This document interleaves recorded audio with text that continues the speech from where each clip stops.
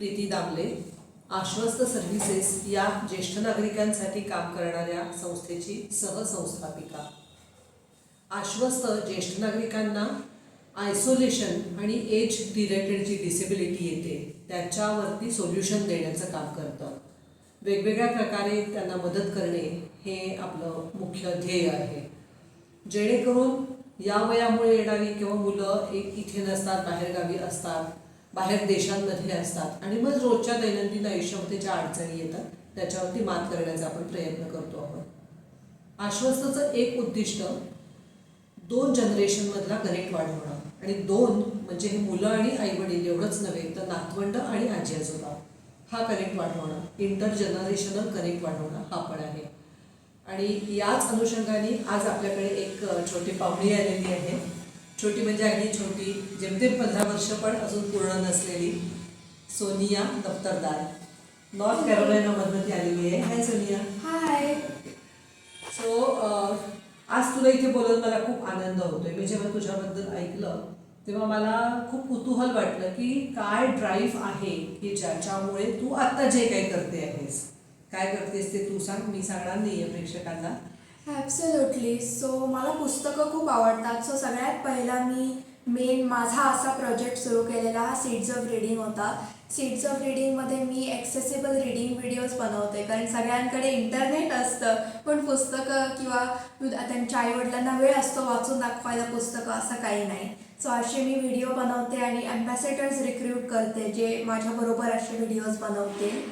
त्याच्यानंतर आत्ताच मी एक नवीन प्रोजेक्ट माझ्या मैत्रिणींबरोबर सुरू केलं ज्याचं नाव आहे द सनशाईन इनिशिएटिव्ह.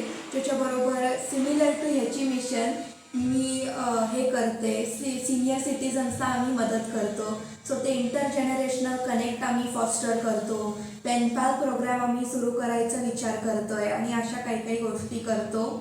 आणि सगळ्यात पहिलं माझं प्रोजेक्ट ज्याला फॉर्मल नावही नव्हतं, हे मी होमलेस शेल्टर्सना जायचे आणि मी आधी व्हर्च्युअल होतं कारण कोविडचा काळ होता. सो मी फूड बॅग्स बनवायचे, ते डेकोरेट करायचे माझ्या आईबरोबर, त्याच्यात सँडविचेस बनवून ठेवायचे, त्याच्यात नॉन पेरिशेबल फूड आयटम्स हे करून पाठवून द्यायचे मी. सो असे हे 3 माझे मेन प्रोजेक्ट्स. पण म्हणजे तू फॉर्मल शिक्षण करतेस ना? तर हे सगळं करताना वेळ कधी काढतेस आणि काय शिकते आहेस? सो मी आता 10वीत जाईन दिस अपकमिंग इयर. 27 ऑगस्टला माझी शाळा सुरू आणि मग 12वी नंतर मी कॉलेजला जाईन आणि मला कॉर्पोरेट लॉमध्ये इंटरेस्ट आहे. सो बिझनेसमध्ये मेजर करून लॉ स्कूलला जायचं आहे मला. ओके. तू हे जे 3 प्रोजेक्ट सांगितलेस याच्याकरता तुला प्रेसिडेंट अवॉर्ड सुद्धा मिळालेला आहे. हो. तर ते काय आहे? So presidential volunteer service award म्हणतात त्याला, म्हणजे PVSA. आणि हे शाळांमध्ये कंपल्सरी असतं तुम्हाला सोशल वर्क का? नाही, असायचं पूर्वी, म्हणजे मी नव्हते तेव्हा हायस्कूलमध्ये, तेव्हा असायचं, आता नाही आहे. बरं. आणि ते PVSAला 3 लेवल असतात. तुम्ही अगदी 5 वर्षापासून सुरुवात करू शकता त्याची. 5 ते 10, 10 ते 15 आणि माझ्या मते मग त्याच्या पुढचं एक सेपरेट 16 ते 24 वगैरे ग्रुप आहे. आणि कारण प्रत्येकाची कपॅसिटी वेगळी असते वेगळ्या स्टेजेसना. आणि मी ज्या त्या ग्रुपमध्ये आहे त्याला 100 तासाला गोल्ड अवॉर्ड, 75ला सिल्वर आणि 50ला ब्रॉन्झ मिळतं. सो मला 22 साली पहिल्यांदा सिल्वर मिळालं.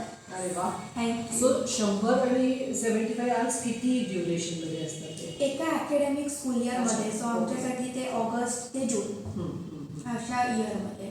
बरं. सो तुला 22 साली सिल्वर मिळालं. येस. आणि 23ला गोल्ड. 23ला गोल्ड. अरे वा. म्हणजे वाढतं क्रम आहे तुझा. हो. बरं. तुला भारतात यायला खूप आवडतं म्हणालीस. खूप आवडतं. तू काय फरक भारतात आणि अमेरिकेत पाहतेस? इथे एक सेन्स ऑफ कम्युनिटी माझं असं मत आहे की जास्त आहे. म्हणजे माझे आजी आजोबा सोसायटीत राहतात जिथे आम्ही आत्ता करंटली राहतोय आणि तिथे तुम्ही हक्कानी बेल वाजवू शकता की हॅलो आम्ही आलोय. आणि तिथे तो थोडासा कनेक्ट कधी कधी लॅकिंग असतो. सारखे लोक शिफ्ट होतात. मेल्टिंग पॉट म्हणतात अमेरिकेला, बिकॉज वेगळे एथनिसिटीजचे खूप लोक आहे. सो ते कम्युनिटी कधी कधी लॅकिंग होऊ शकतात. सो ते एक मला खूप आवडतं की इथे ब्लड रिलेटिव्ह नसला तरी एक फॅमिलीचा सेन्स असतो तुम्हाला. ओके. आणि आता तू टीन्समध्ये आहेस येस. सो आम्ही जे काय स्क्रीनवरती म्हणा किंवा इतर नातेवाईकांच्याकडून अमेरिकन टीन एजर्सबद्दल जे काय इमेज आमच्या मनामध्ये असते खूप वेगळी हे असते.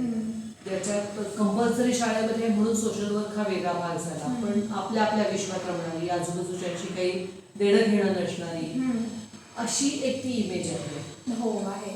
सो तू तुझ्या मैत्रिणी आजूबाजूचं तुझ्या जग ह्याच्यात कसं बघतेस? अमेरिकन यूथ किंवा अमेरिकन टीन्स कसे आहेत?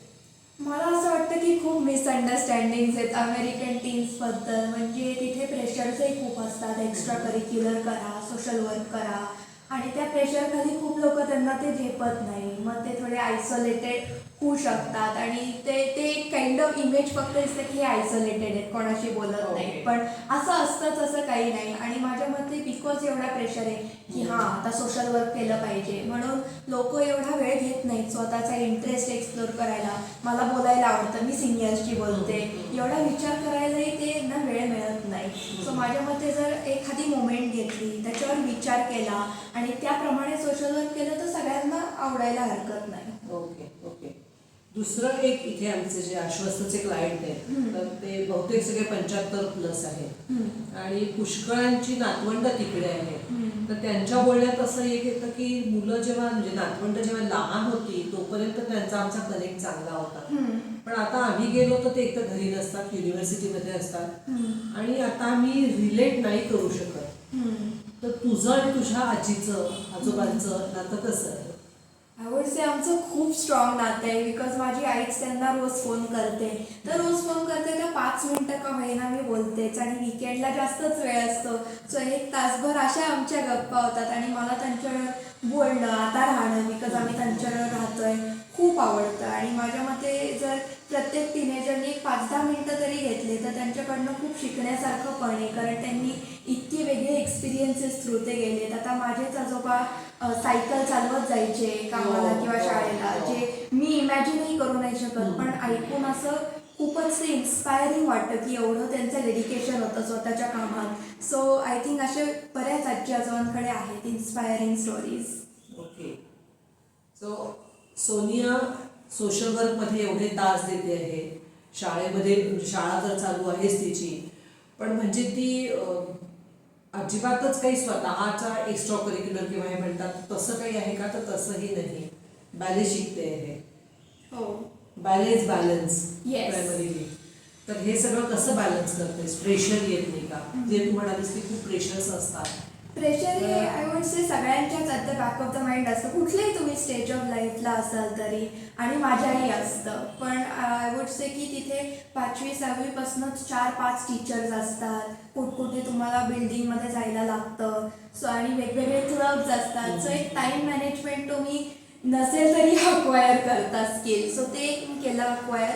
आणि दुसरं म्हणजे खूप मला उत्तम फॅमिली सपोर्ट आहे. माझी आई बसून माझ्यावर त्या बॅगा बनवते, चित्र काढते, माझे वडील लगेच रेडी असतात कुठेही मला ड्रॉप करायला माझ्या ॲक्टिव्हिटीजना, आणि असा त्यांचा सपोर्ट आणि माझे टाईम मॅनेजमेंट मिळून उत्तम बॅलन्स होतो. तुम्हाला आणखी एक आश्चर्य वाटलं असेल की तिकडे राहणारी एक मुलगी इतकं उत्तम मराठी बोलते आहे. म्हणजे मला तिचं अतिशय कौतुक या पण एका कारणासाठी वाटलं आहे. थँक्यू. आणि नाक मुरडणं हे जे आजकाल टिपिकल टीनेजर्समध्ये आपण बघतो ते कुठेही नाही आहे तिच्या वागण्यामध्ये, तिच्या बोलण्यामध्ये. याच्याकरता पण तुझं खूप कौतुक आहे. थँक्यू. आणि अर्थात या तुझ्या अपब्रिंगिंगचं श्रेय आई बाबांना नक्की आहे. बॅले शिकते आहेस, इंडियन कल्चर तुला आवडतं आहे, ह्या सगळ्याचा तू बॅलन्स उत्तम साधशीलच. कॉर्पोरेट लॉ तुला करायचं आहे, सो ते सगळं तुझं ज्ञान तू कुठेतरी उत्तम प्रकारे वापरशील, याच्यात मला अजिबात कुठलीही शंका नाही. थँक्यू. आणि तुझ्यासारखी मुलं भारतालाही असलेली आवडतील. सो